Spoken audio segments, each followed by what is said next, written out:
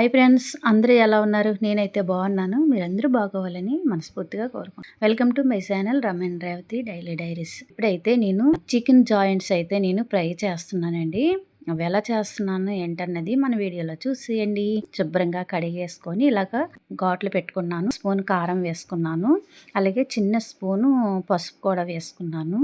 అలాగే జీలకర్ర పొడి కూడా వేసుకున్నాను. అల్లం వెల్లుల్లి పేస్ట్ 1 స్పూన్ అయితే వేసుకున్నాను. సాల్ట్ కూడా వేసుకున్నాను.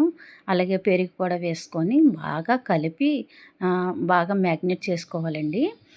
చూస్తున్నారు కదా, ఇలాగా మ్యాగ్నేట్ చేసుకొని నేనైతే పక్కన పెట్టుకున్నాను. 2 స్పూన్లు అయితే నేను కార్న్‌ఫ్లోర్ కూడా తీసుకున్నాను.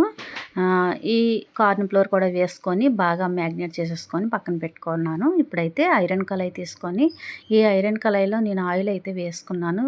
ఆయిల్ వేడైన తర్వాత ఒక్కొక్క జాయింట్ కూడా తీసుకొని బాగా మనం గోల్డెన్ కలర్ వచ్చే వరకు కూడా మంచిగా మీడియంలో పెట్టి వేయించుకోవాలి. మరి హైలో పెట్టేస్తే పైనంతా వేగి లోపల ఉడకదు.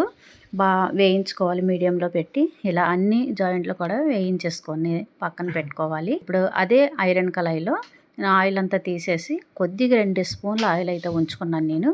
ఆయిల్లోనైతే నేను వెల్లుల్లిపాయలు తీసుకొని చిన్న చిన్న ముక్కలు కట్ చేసుకొని పై పొట్టు తీసేసి అవి ముందు వెల్లుల్లిపాయలు వేగిన తర్వాతే ఆయిల్లోను అప్పుడు ఆనియన్ ముక్కలు చిన్న చిన్న ముక్కలు కట్ చేసి వేసుకోవాలి. అలాగే పచ్చిమిర్చి కూడా వేసుకొని బాగా వేగిన తర్వాత ఇప్పుడైతే నేను క్యాప్సికమ్ కూడా తీసి వేసుకున్నాను.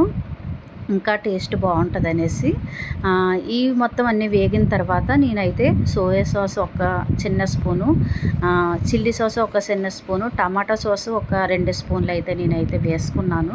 కొంచెం సాల్ట్ కూడా వేసుకున్నాను.